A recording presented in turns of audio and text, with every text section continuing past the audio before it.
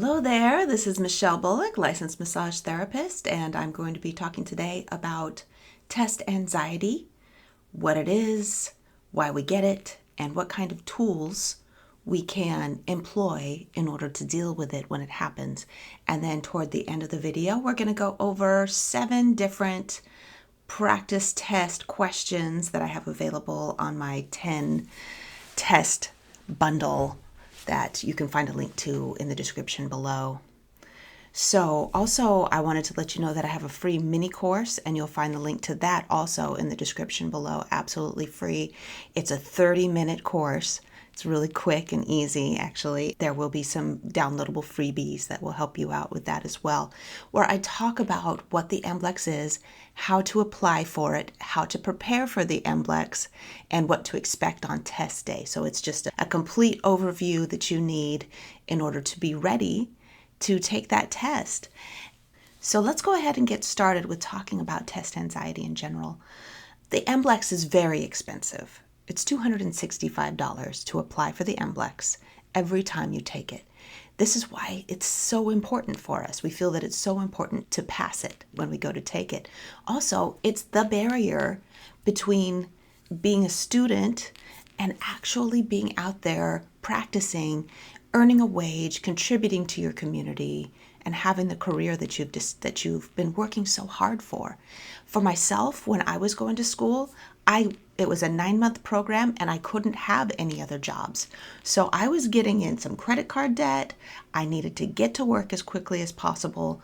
Everything was on the line when it came to passing that test the first time. It was so important to me. So I went ahead and I applied and scheduled my test for about 3 weeks before graduation. So I was studying for the test while I was deep in the thick of my clinical hours. So I understand how much pressure rides on getting that test done, because I knew that I needed to hit the ground running with a license as soon as possible. What ended up happening is that I passed, and then within a month I had my license. And so I was able to get a job within a month and a half of finishing my massage therapy program. This can happen for you too, but what I'm saying is I understand the anxiety that goes behind, am I going to pass it? Can I handle this? And when you add to that already having an anxious proclivity or an anxious style of being in the world, that can really intensify it. You're not alone. If you have test anxiety in general, not just for the MBLEx, high stakes, high pressure situation like taking the MBLEx, if you already have test anxiety just from being in school, your brain just went blank and you just couldn't finish a test when you got started on it. You're not alone. Lots of other people experience this, and that's why there is a such thing as test anxiety. That's why it's talked about. That's why there are accommodations made for people with test anxiety. Unfortunately, those kinds of accommodations aren't going to be available to you for the MBLEx, and that's why it's so important for you to get those tools now before you go to the test. So in this little webinar where we talk about test anxiety, I'm going to talk about what anxiety is and how it affects the brain so that you understand what's going on, and then you can gain control over your own mind, over your own body, and get back on course if it affects you while you're taking the test. Then I'm going to give you some tools to manage it. And then what I really want to talk about is what the MBLEx really is all about, which will help you to be able to put the test in perspective. This isn't about me.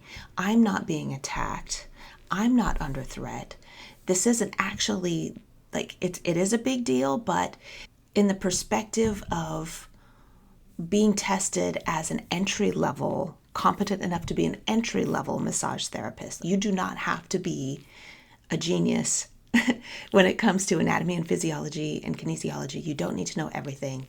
What I want to do is outline what the MBLEx really tests so that you can be like, okay, this isn't that big of a deal. I can do it, instead of freezing up and being like, I can't do it, and just not being able to finish. And yes, how to keep going when anxiety strikes. So first of all, how anxiety affects your nervous system. When you feel anxious about the MBLEx, your brain isn't just thinking, It's reacting. Specifically, that reaction is triggering that sympathetic response, that fight or flight response that's happening inside of you, which is really funny because that's what you're going to get tested on. Your body is feeling like you're in danger. This system evolved to protect us from danger. It helped humans to escape the real threats of a predator. However, your current nervous system, your sympathetic nervous system, can't tell the difference between a real danger and just the feeling of nervousness about a big scary test. So when your brain perceives the test as a threat, it sends a message to gear your body up for survival and not logical thinking. Your heart rate increases to pump more blood to muscles. Your breathing gets shallow and fast. Your digestive system slows down, and most important for test taking, your prefrontal cortex, that's the thinking part of your brain, gets less access to energy. That's why you blank out. It makes it harder for you to think clearly and logically. So when you're sitting down to take a test and suddenly feel like you can't remember anything, it's not because you didn't study. We know you studied your heart out. It's because your brain thinks that being safe is more important than taking a test. Okay, so you're in the middle of a test-taking situation, and you start to feel the physical feelings, shallow breathing. You feel your heart rate increasing. You feel your brain blanking out. You're starting to think, oh no, time's running out. What am I going to do? Here are some tools that are going to help to keep you on track to finishing that test and getting that license. First thing, recognize in the moment, wait, I'm not in danger. This is just a feeling. This is not actually a threat. It's just a feeling that I'm having. Take a deep breath. Build space between that emotion that you're having, that drama that you're feeling inside, and what is actually happening. Okay, I'm safe right now. I just need to bring myself back into paying attention to my body and just think for a second. Give yourself a few moments to take a deep breath. Let your parasympathetic system know that you're okay. That way you can get back on track. Yes, so a great breathing practice is breathing, the box breathing technique, which is 4 in, hold, 4 out, hold. So that's a great one to get you back on track. And, 4 seconds each. You could do it in 30 seconds, and it's going to help to get your brain back in the game. So common anxious thoughts. Let's think about common anxious thoughts that you might be having when you're in the test-taking situation. So an anxious thought that you might have is, if I don't pass this test, then I'm not meant to be a massage therapist. Or thoughts that you might have would be that you didn't study enough because you can't think of the answer immediately. Just reframe it. Reframe those things that are coming up in your head and switch them. Say, okay, if I don't pass, that's okay. That's not the end of the world. I can do it again. It means nothing about who I am. It means nothing about how hard I studied. If I don't pass, like the worst case scenario, I don't pass and I have to take the test again. It's never the end. You always get more chances. You are meant to be a massage therapist. That's how you got through school. That was actually the hardest part. Remember all of that. And then we're going to put the whole test in perspective to help you to remember that it's not about testing whether or not you're smart enough or good enough as a massage therapist. It's just whether or not you have the knowledge and skills to be an entry level, right? Practice tests. Do as many practice tests as you can before the test happens. Like I said, I have the 10 test bundle that's in the description below. Also, you can try out the free test. Where do I have a free test here? I printed up one of these. This gives you an idea of what my tests look like. I wonder why the light's all foggy on the camera. Sorry about that, guys. This gives you an idea of what it would look like. So you can print up one for free, and I'll have the link in the description below.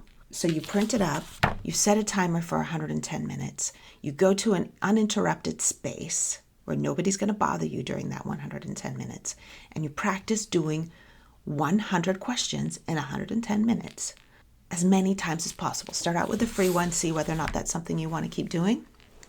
But take those practice tests over and over, and then when you are in the actual test scenario and you start to feel that anxiety creep up, you can say, I've done these tests over and over and over again at home.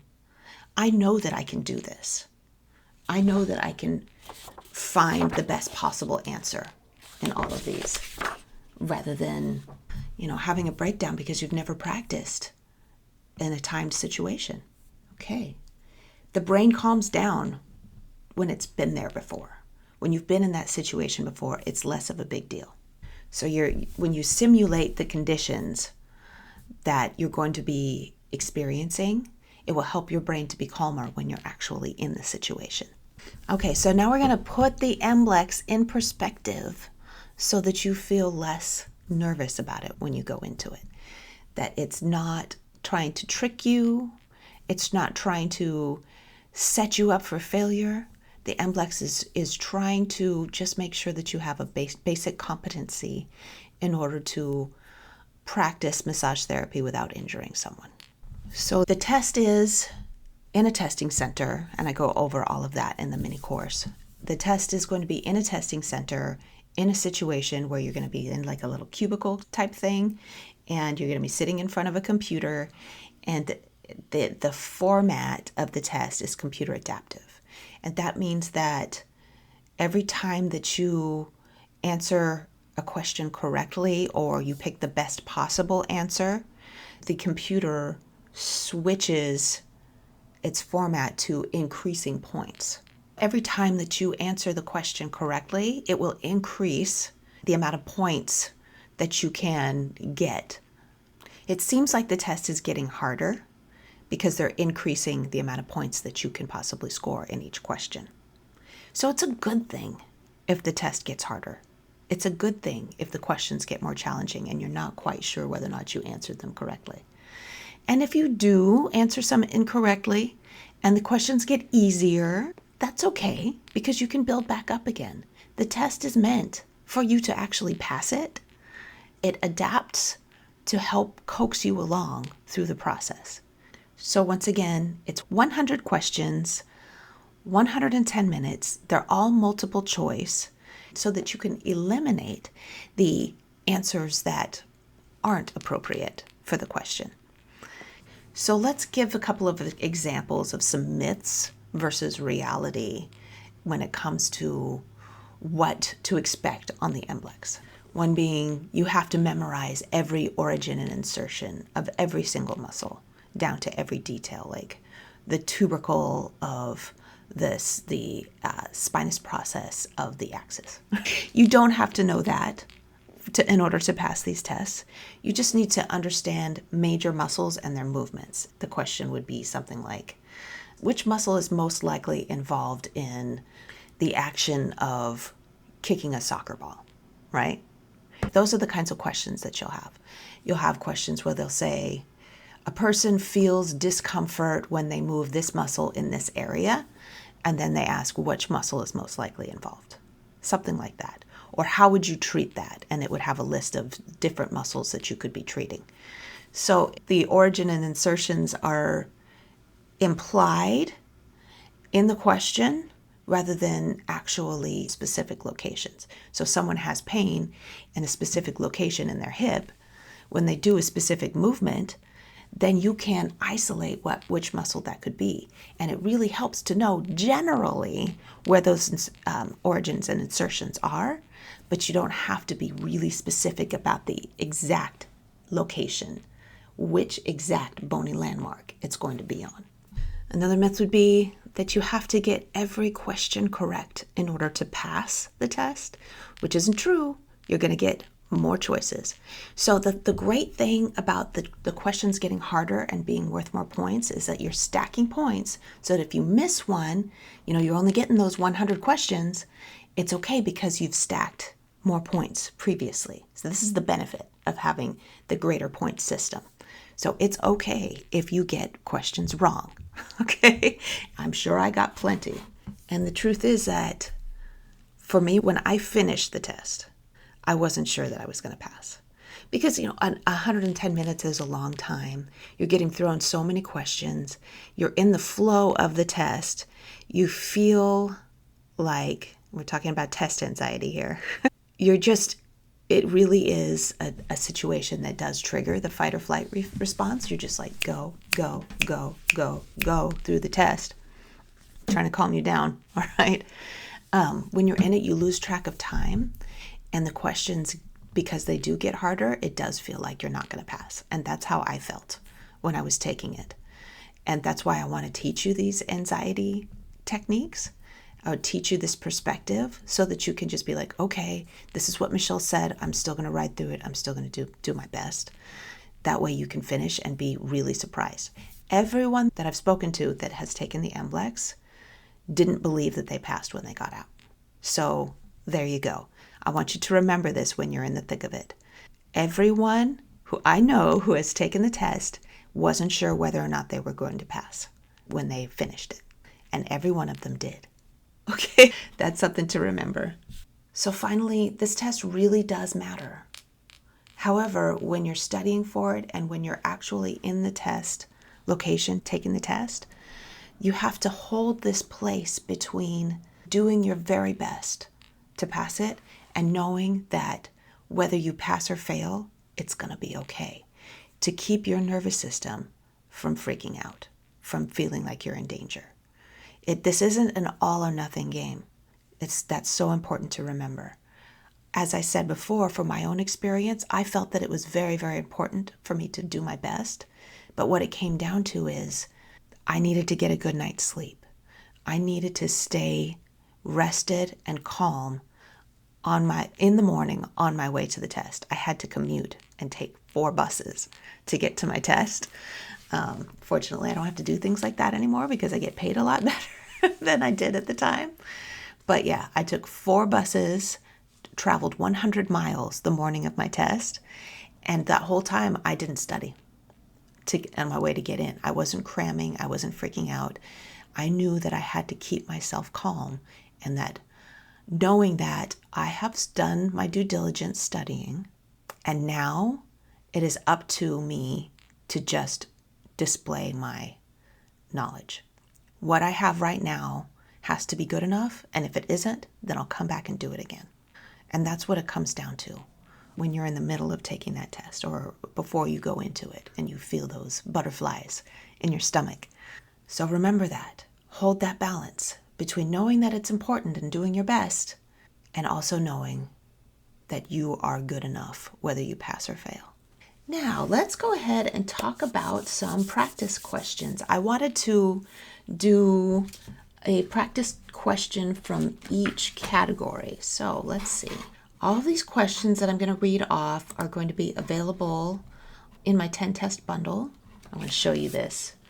I have at the end of the answer section of each test, I have topic keys. Focus in on that a little bit better. So we got, kinesiology, anatomy and pathology, yada, yada, yada. And each number goes with that topic in the test, in the 100 questions, so that when you're going through and checking your answers, you can circle all the ones that you got wrong, and so you know which area you need to spend more time studying. I balanced these tests out so that it's like balanced between each topic, whereas in the actual test itself, it's going to be leaning more toward your massage therapist skills rather than the kinesiology and anatomy and physiology. So that's another thing to remember when you feel anxious, like I don't know enough when it comes to anatomy and physiology or kinesiology. You can still pass the test and do poorly on those topics, okay? What matters more than anything is your ability to make good choices as a massage therapist, okay? So remember that. Let's go ahead and get started with a question on ethics. Practice question on ethics. During a session, a client shares that they are experiencing severe stress due to conflicts at work and mentions harming themselves. What should the therapist do to respect confidentiality while fulfilling their ethical and legal duties? Oh, this is a really challenging one for sure. A, do nothing, as the information was shared in confidence. Okay, well, that's part of the question, right? Respecting confidentiality, right? B, inform a trusted family member of the client's condition. C, report the situation to appropriate authorities or a mental health professional. Or D, discuss the client's situation with colleagues to seek advice. So essentially, when a client says they're going to hurt themselves or someone else, it is your duty as a healthcare professional to reach out to someone to let them know that this is what's going on, because it is harming. The person is in danger, even if it is from their own selves. You are a mandatory reporter. And so while you may feel conflicted about the relationship that you've been developing with your client, it's still your legal obligation to inform someone that they might be harming themselves. Yeah, you might lose a client, but you might have saved a life. So do nothing is not an option. A, do nothing is not an option. B, inform a family member. That's one choice. D, discuss the client's situation with colleagues. That's not really a choice because that's not really respecting their confidentiality. But C, reporting the situation to appropriate authorities or a mental health professional. They can take it from there. Okay. So I would choose C for that question. All right, next let's try a pathology question. All right, here we go. A client presents with a red, swollen, and painful bump on their neck, which has developed over the past few days. The bump is filled with pus and is warm to the touch. Based on these symptoms, which of the following is the most likely diagnosis, and what should the massage therapist do? All right, so let's look at the information again that we've been given. Red, swollen, painful bump on their neck, and it's developed over the last couple of days. That's really important information. It's hot to the touch and it has pus in it. So first of all, we're not supposed to be diagnosing anybody, but we do need to make informed decisions on how we're going to treat somebody or how we're going to tell them that they need to see their physician. Okay, so that's super important. So A, sebaceous cyst. What is a sebaceous cyst? A sebaceous cyst. Proceed with the massage as planned using moderate pressure around the affected area. So a sebaceous cyst is a slow-growing benign bump under the skin that develops due to a blocked sebaceous gland or hair follicle. So like a cyst probably isn't going to be irritated. It probably isn't going to be hot and red and inflamed. It's filled with keratin rather than pus, right? So we can't really tell the difference between keratin and pus, but what you can tell is like the pus means that there's white blood cells that are like putting up a fight. So I don't think that is the best choice. I don't think A is the best choice. B, boils. Perform the massage with light pressure, focusing on surrounding muscles and avoiding the affected area. So it could be boils. I do like the treatment, perform the massage gently around it and avoid the affected area. I like anytime that there's any kind of a wound, just avoid the affected area, right? So I went over that in the pathology video that I just released recently. So check that out. Any kind of wound, don't touch it. So boils, and just looking up boils real quick, what's the difference? A painful pus-filled bump on the skin, typically caused by a bacterial infection, most commonly staph. Okay, and then furuncle, cease the massage and recommend the client seek medical treatment for infection. That's C. I'm going to look up furuncle. Painful pus-filled bump that develops under the skin when bacteria infects a hair follicle. Same thing as staph. Same bacteria as staph. The difference between those two choices is one is saying go ahead and do it with light pressure, focusing on surrounding areas and avoid the affected area. And the other one is cease the massage and recommend that they see a doctor about the infection. And then D, MRSA needs to be, definitely you can't diagnose that. That has to be identified through a test. They have to scrape it and get the bacteria and figure out the difference between it being like a methicillin resistant and being just a regular run-of-the-mill staph infection. So proceed with a massage as planned using gentle techniques and washing your hands. Absolutely not. D is not a good option. A is not a good option. B and C we have to choose between. So if the infection is bad enough, then what I would do is I would say, yeah, you should really see somebody about this. This could end up becoming a systemic issue if you're not careful. The choice for C is cease the massage and recommend that they seek medical treatment for that infection. Absolutely. And massage might irritate it. So I do think that C is the best option. If it was a very small, like a little pimple, right? There's a difference between there's a difference between a boil, right, and a little tiny pimple. And this is what we're learning, right? It depends on the size. If it's a little tiny pimple that's irritated, then you just go around it.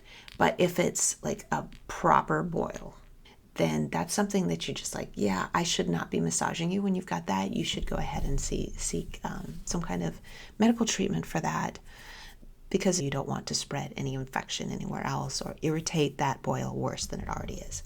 So let's go with C for that. That was pathology. Next, guidelines for professional practice. Which of the following is a key component of maintaining proper hygiene while performing massage therapy? A, wearing the same clothes for multiple sessions to save time. That's not hygienic, right? We're looking for proper hygiene. Okay, so that's not hygienic.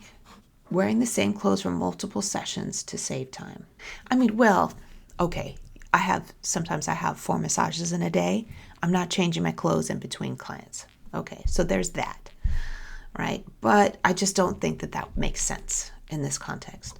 B, wearing or using perfume or cologne to mask body odors. That can turn your clients off because it's smelly and your body odors aren't appropriate in this kind of situation. So B's not the right answer. C, changing into clean clothing between sessions when appropriate. Like if you're getting stinky, sure. And D, applying strong smelling lotions to cover up any odors. So this is the kinds of questions that you're going to be getting on the MBLEx, is where it's like, well, none of them seem like the best answer, but you have to choose out of them. You'll say to yourself, I wouldn't choose any of these, but what you have to do is you have to choose out of the 4, which is the best one. Okay. So wearing the same clothes to save time, wearing perfume, using strong smelling lotions on your clients, none of those are appropriate when it comes to treating your clients. So if you're sweating a lot and you're developing body odor, for whatever reason, it does happen. It happens to me that I have periods in my life where I have a body odor that develops. It is appropriate for you to change your clothing. Have a change of clothes if that is an issue for you. It's okay. Just change your clothes. That's why so many massage therapists wear cotton scrubs, is because they're really easy to wash and dry, really easy to change in and out of, so that you can stay fresh if body odor is an issue for you. Okay, anatomy and physiology. Which structure in the lymphatic system is responsible for filtering lymph and housing immune cells? Okay, which structure in the lymphatic system is responsible for filtering lymph and housing immune cells? So what organ filters lymph and keeps your immune cells? A, thymus, B, spleen, C, lymph nodes, or D, tonsils. So A, thymus. We know that the thymus produces your T cells, which is a type of white blood cell, but it doesn't filter the lymph. The spleen is also part of the lymphatic system, and it does produce lymphocytes, which are a type of white blood cells, but it doesn't filter lymph. Your tonsils, option D, houses white blood cells. It has lymphocytes. It's a first line of defense for pathogens that are entering the body through the mouth and the nose, but it houses them, but it doesn't produce white blood cells. Specifically, C, lymph nodes, which occur all over your body, are along all of the lymphatic vessels, and they filter lymph, and they house your immune cells. They don't produce the immune cells, they house them. So your lymphocytes and your macrophages are going to be inside of those lymph nodes. And so they filter the lymph that is moving along through the vessels. So I would choose C, lymph nodes, as the best possible choice, probably the only choice that's correct out of all of these. Next is kinesiology. During a squat, which muscle action occurs in the quadriceps while lowering into the squat position? Which muscle action occurs in the quadriceps while lowering into the squat position? Let's look at our choices so we know the context of what the question is trying to ask. So we have A, eccentric, B, concentric, C, isometric, and D, passive. Out of all those choices, we know all those choices go together: eccentric, concentric, isometric. These are all types of muscle contractions, right? So I do need to rewrite that question. What type of muscle contraction occurs? So D, passive, is not one of those muscle contractions. So we're going to take D off. Eccentric is where you are contracting the muscle. We're looking at the quads, right? The quads go over the knee. So they attach at the tibial tuberosity, and then they go up. They extend up the leg up to the hip.